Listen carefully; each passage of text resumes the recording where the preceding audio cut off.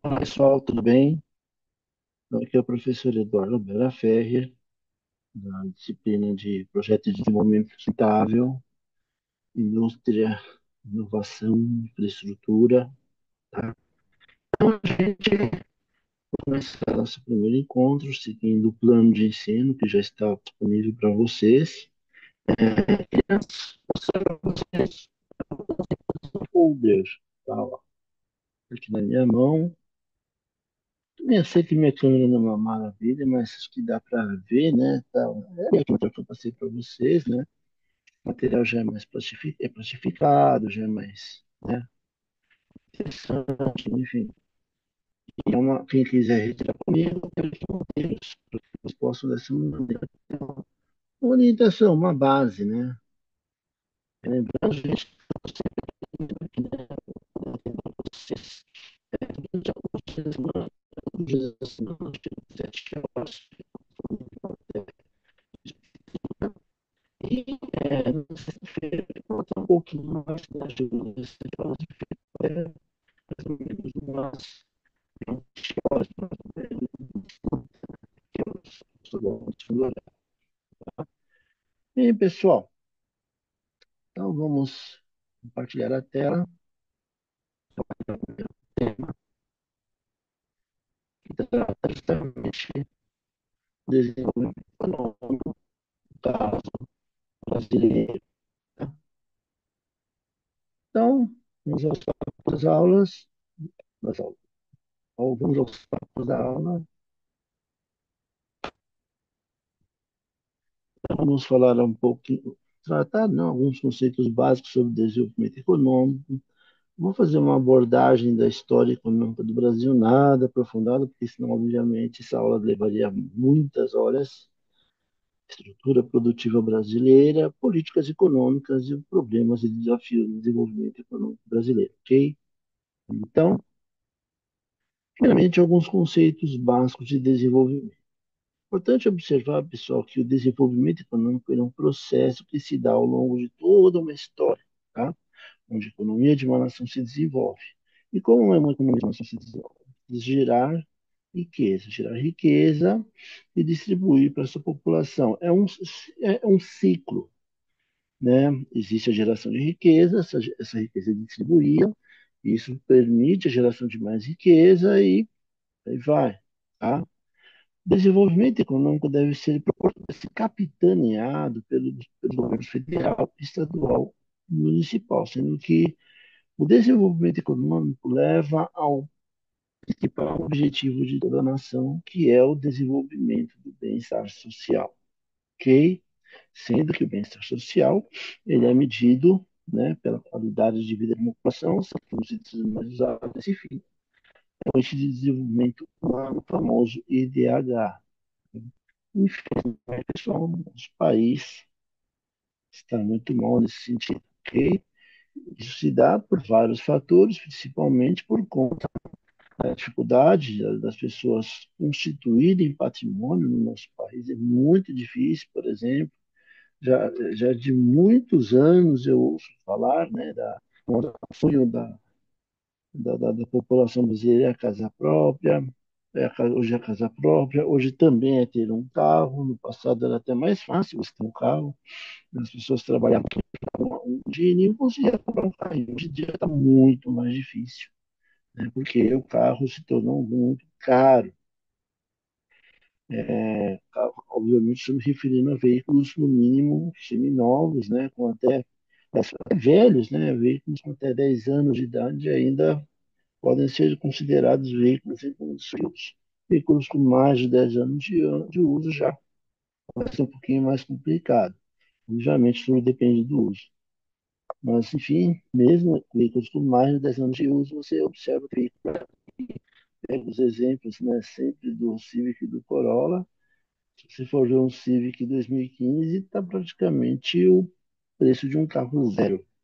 Né? Tá certo que o carro, hoje em dia, o Mobi não é exatamente um carro, mas isso é uma piada interna, uma pequena piada. Ok?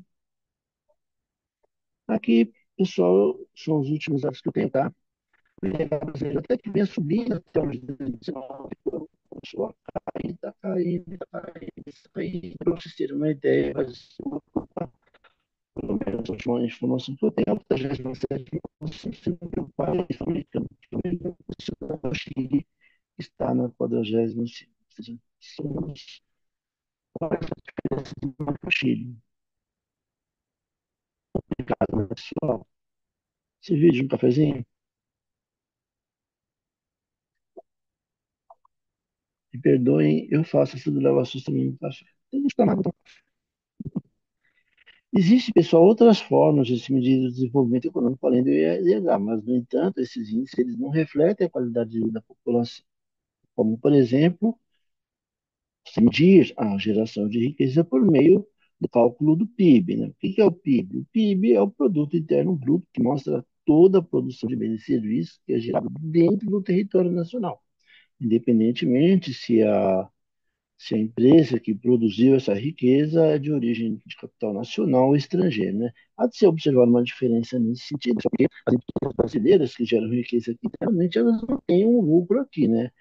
Quanto que as empresas estrangeiras que produzem aqui dentro, obviamente, elas vão fazer a parte, vão remeter para o exterior, nem todas investem, né, aqui dentro, né, muitas remetem para o exterior, o que é salutar, né, eles botaram dinheiro aqui, então isso acaba sendo aí um fator que acaba sendo bacana para a gente, né? Mas, é claro, é importante, porque afinal ela gera emprego, ela gera renda, tá? Nesse sentido, o setor econômico mais relevante na geração do PIB é o agronegócio, né? É a agropecuária como um todo, sendo que ela é responsável por 25% de toda a riqueza nacional. Brincadeira, né, gente? A gente observar que o Brasil é sim um país é um país exportador de commodities, é um país que vende produtos de baixo valor agregado, ou seja, vende basicamente minério de ferro, tá? Só que você pouco agrega valor ao seu produto. Então, o Brasil ele exporta minério de ferro, importa um motor pronto de um carro, por exemplo, de uma moto. Mas a gente precisa exportar muito para poder dar conta da necessidade de consumo interno. O setor terciário, esporte, educação, comércio, finanças, turismo, enfim, o setor de serviços é o que passou a maior participação da geração do PIB, sendo responsável por 65%. Já os outros 10% restantes são a participação da indústria, denotando, significando, né, se traduzindo dessa maneira, uma baixa participação. Né? Então, você tem aqui no setor de serviços, né, uma grande participação, e 10% é a indústria. E por que isso? Para entender um pouco do porquê a indústria é tão pouco participativa no que tange a geração de riqueza no nosso país, é importante compreender como se deu toda essa história do desenvolvimento econômico brasileiro. Gente, eu vou fazer um resumo muito sucinto desses ciclos, tá, gente? Porque senão a gente vai ficar muito tempo falando, né? Isso aí não é uma coisa bacana, né? Então, você tem aí o primeiro ciclo, né, que foi entre os séculos XVI e XVII, anos 1500, 1600, é o ciclo do pau-brasil. Não só o pau-brasil, é uma madeira avermelhada que os europeus extraíam, né, para construir móveis, né, era uma madeira extremamente valorizada na Europa. No Brasil tinha em abundância. Seguiu-se esse ciclo, o ciclo do ouro, né, que começou entre os séculos XVII, XVIII, mais ou menos coincidindo aí com o ciclo das bandeiras, né, onde os bandeirantes tinham como propósito o país justamente com o objetivo de descobrir é, metais preciosos, né, e diamantes, enfim, o que pudesse achar, né, ou pedras preciosas. Tá? Era um ciclo mais exploratório mesmo, então, esse século XVII, XVIII, então anos 1600, 1700, né? O ciclo da cana-de-açúcar começou entre os séculos 1000 e, 1700, não, entre os séculos 17 e 19, tá? O ciclo da cana-de-açúcar, gente, foi um dos ciclos mais longevos da nossa história e foi caracterizado principalmente pelo uso da mão de obra escrava para produzir a cana, né? A cana que era produzida e era exportada para a Europa, né? Afinal, éramos colônia, então, e, enfim, levava esse açúcar para a Europa. O açúcar naquela época, o pessoal, era um produto bem caro. Nossa, não existia a abundância de açúcar que nós temos hoje. Naquela época, açúcar, né? Aliás, até o Brasil começar a exportar em grandes volumes, né? Tem açúcar, para você ter uma ideia, produzido basicamente nas ilhas Madeira, Açores, né? Algumas ilhas de colonização portuguesa, principalmente, era um presente de casamento nessa época. O pessoal casava e ganhava um potinho de açúcar. Com o ciclo da cana-de-açúcar, obviamente, a produção aumentou bastante, tá?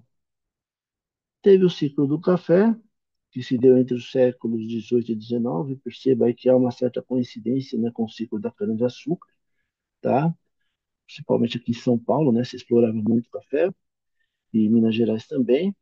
E o ciclo da borracha, que também se deu mais ou menos nesse período. Perceba, só que o ciclo a borracha principalmente se deu mais na região norte do nosso país, lá no Amazonas. Você vê, por exemplo, Manaus, é, você vê, por exemplo, os principais teatros lá de Manaus, ele foi justamente financiado com a borracha, enquanto que os casarões aqui da Avenida Paulista, por exemplo, foram financiados por produtores de café. Infelizmente, não temos pelo menos na cidade de São Paulo, mas esses casarões foram todos aí ao longo dos anos, né, destruídos para lugar aos grandes prédios. Seria interessante se pelo menos um ou outro tivesse, acho que deve ter um ou outro lá. Se vocês forem para a Avenida Paulista, tem uma escola lá, que é tombada, que é mais ou menos dessa época. Só para vocês terem uma ideia na arquitetura, que é realmente muito interessante, muito rica. Os econômicos, embora responsáveis pelo crescimento, também contribuíram a ser uma proporção observada para a injusta distribuição de renda. Obviamente, os donos do dono do engenho, do dono das terras, né? E a maioria, né, de pessoas ficava realmente um quinhãozinho. Eu lembro minha mãe, por exemplo, chegou a trabalhar em fazenda, era uma espécie de parceria que existia naquela, né? É, em cima, eram meeiros, né? Uma parte ficava com o dono da fazenda, outra parte ficava com quem produzia. Só que minha mãe acabou saindo, a família da minha mãe saiu da fazenda, veio para São Paulo porque não tinha retorno, né? Muito difícil ganhar dinheiro. A economia brasileira foi dependente unicamente da agricultura até o início do século XX. Então, perceba, a partir da década de 40 que surgiram as primeiras indústrias de base. Olha só, gente. No início do século XX começaram a ter algumas indústrias aqui, tá? Houve um processo de industrialização, mas a coisa realmente começou a tomar maior proporção a partir da década de 40, quando foram construídas as CSN, Petrobras, e anos mais, um pouco mais recentes, essas aí, as grandes empresas, a Embraer,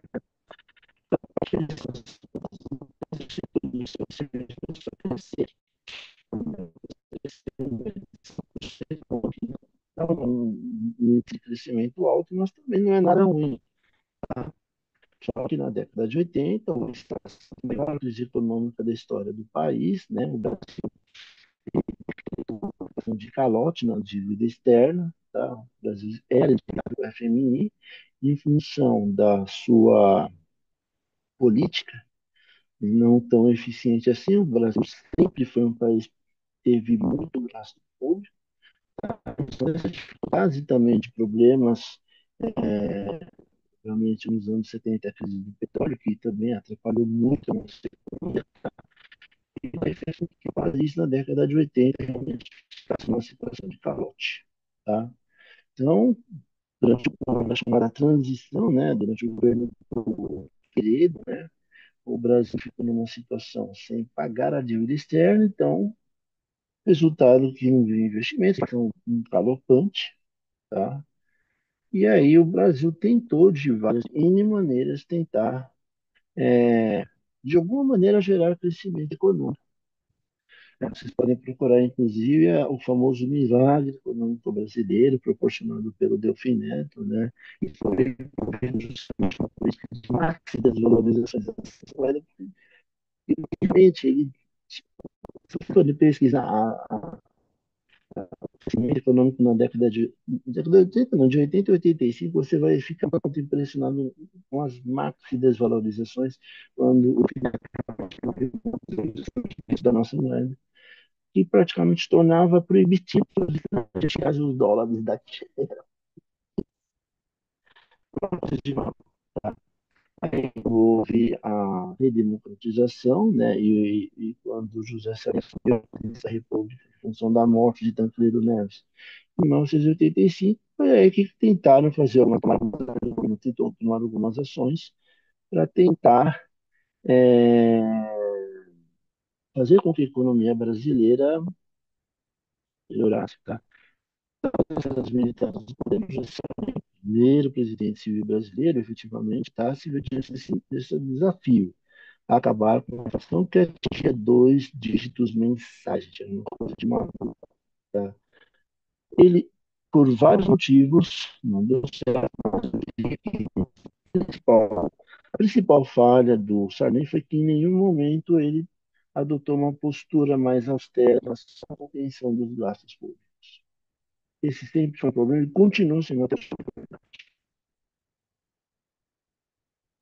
Fernando Collor sucedeu com o fisco, né? Ele confiscou, obviamente, tentativa fracassada, gente. Isso daí realmente, inclusive, na época foi declarado que era inconstitucional, mas né, para você conseguir resgatar o seu dinheiro, você tinha que entrar com um advogado e os advogados cobravam 30% de tudo que você tinha.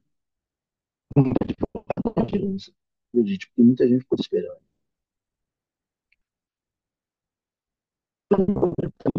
Então,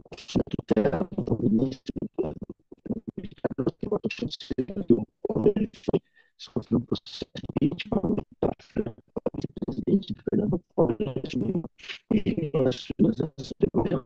acabou sendo ministro da Fazenda.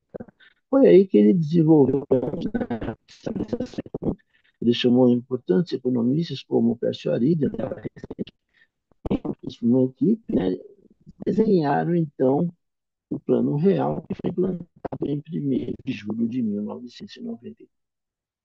E uma das principais bases do Plano Real foi justamente aquilo que deu errado lá atrás, foi a austeridade fiscal, que no ano 2000, embora seja uma decisão que foi muito criticada, ele votou a lei de austeridade fiscal. Tá? E é graças a essa lei que o governo que foi se mantendo, até infelizmente e o seu Bolsonaro jogou a lei de responsabilidade fiscal no esgoto.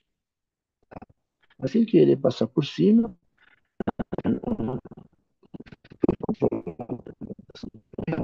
concedeu a sua economia cresceu, sobretudo por conta da alta das commodities, tá? Estava comprando tudo. Só que esse período de vacas mandato do Lula, importante observar que o Lula ele se reelegeu duas vezes, 2002 até 2006, 2006 a 2010. Daí foi a Dilma assumiu, concluiu o primeiro mandato, de 2010 a 2014, depois ela foi interrompida, tá? No ano de 2016, ela sofreu o processo de impeachment, tá? Havia muita insatisfação popular, o crescimento econômico foi pífio, porque tinha acabado, obviamente, a China fechou, tá? Por questões relacionadas à gestão, ela sofreu oficialmente falando das pedaladas fiscais. A gente disse que é golpe, mas não foi golpe, porque passou por todo um processo, passou pelo processo constitucional do impeachment e todo o rito deu, inclusive, a ela direito à ampla defesa, todo esse rito foi seguido e foi referendado pelo Supremo Tribunal Federal. Então, se alguém diz, não foi golpe, porque o STF avalizou. Se você dizer que foi golpe, você está dizendo que o STF deu golpe. O STF não dá golpe, né, gente? Você pode ter opinião, não pode ter golpe. Voltando aqui a parte que é mais importante, tá? Michel Temer assumiu, tá? E ele fez algumas ações de austeridade, mas infelizmente não deu muito certo, tá? A economia pouco cresceu durante o sucessor de Michel Temer, o governo de Jair Messias Bolsonaro. Só que, infelizmente, ele teve que enfrentar a questão da pandemia. Não se sabe o que teria sido do governo dele sem a pandemia, né? A pandemia, infelizmente, realmente ferrou com a nossa economia, tá? O presidente Luiz Inácio Lula da Silva, ele foi novamente eleito, tá? Assumiu o poder em 2023, mas até o momento, infelizmente, nada de expressivo foi feito para a retomada do crescimento econômico. O Brasil vive uma situação de inflação alta, vive uma situação onde o nível do emprego não está alto, pelo contrário, muitas vezes as pessoas observam alguns e dizem, pô, caiu o índice de desemprego, tá, não é que as pessoas caiu o índice de desemprego, é que as pessoas estão desistindo de emprego, estão empreendendo, porque não dá para ficar esperando, né? O patrão chama, né? Quando aparece algum emprego, o emprego vem com um salário muito baixo, tá? Então as pessoas estão empreendendo, ou então muita gente também está vivendo das benesses do governo, infelizmente, tá? Então, dado esse histórico, a estrutura produtiva brasileira muito pouco se desenvolveu. Então, a estrutura brasileira, produtiva brasileira é composta pela agricultura, sendo que o Brasil é um dos maiores produtores agrícolas em alguns segmentos, né? Destacando aqui a soja, tá? O milho, a cana, café e o algodão, tá?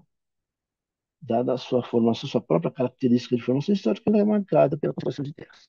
Temos alguma indústria, sim, é diversificada, sobretudo para a indústria de bens de consumo. Existem muitas grandes empresas multinacionais, que são as que realmente concedem parcelas significativas de todos. Ou seja, existem poucas grandes empresas brasileiras, em sua maioria, são indústrias estrangeiras. O setor de serviços é um setor extremamente dinâmico, tá? É o responsável, como nós vimos, pela formação do PIB, né? E várias empresas, empresas pequenas, empresas médias, tá? Extremamente pulverizado, por isso que ele é tão responsável, tão importante para a formação do PIB, tá? Então você tem desde pequenas clínicas, por exemplo, consultórios de médicos, consultórios odontológicos. Aliás, uma curiosidade aqui no Brasil, o Brasil é um dos países com o maior número de dentistas, tem muitos dentistas aqui no Brasil, é um dos países que mais se preocupa com a saúde dentária, que é uma coisa boa, né? Muita gente critica tanto a nossa cultura, isso que a gente tem é um diferencial, vocês podem pesquisar para todos dizer. Tem muitas oficinas, aí, enfim.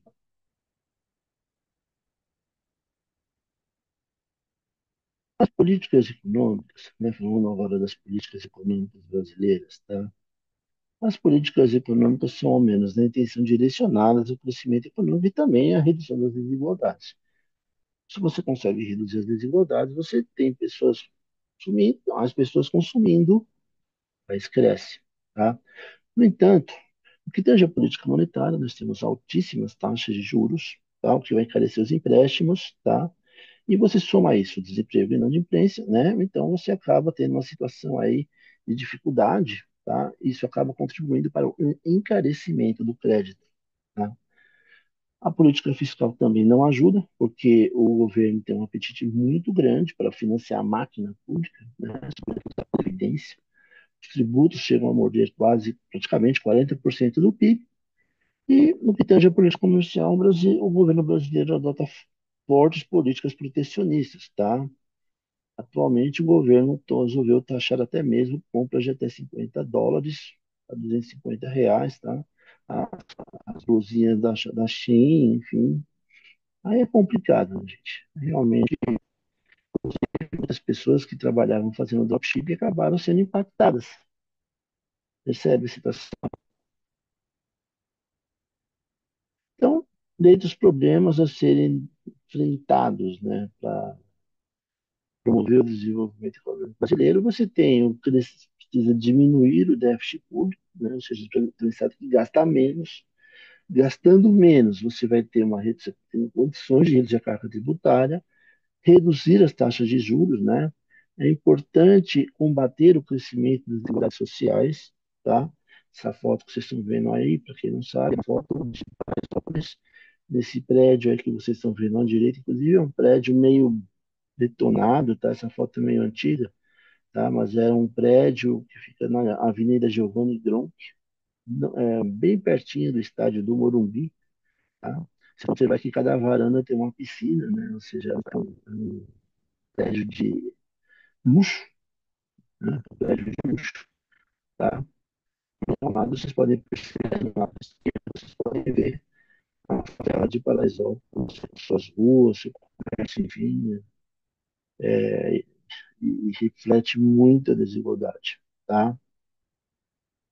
É preciso também melhorar a qualidade da educação, sobretudo nos ensinos fundamental e médio, porque você precisa, é que não é uma casa, gente, você tem que melhorar a base para poder, você fazer a base para poder botar as paredes, né? Não adianta botar parede sem bater, não dá isso só para começar. Então, só focos, pessoal, eu vou parar o compartilhamento, era esse o recado que eu tinha para dar para vocês, tá? Pessoal, me procurem, tá? Mandem mensagens. Eu estou acompanhando os acessos se vocês não estão acessando, gente. Inclusive, assim que eu terminar de fazer essa gravação, eu vou mandar um e-mail para vocês, para que vocês possam estar começando aí a pensar, né? Pô, peraí, a gente precisa fazer isso, gente. Tchau.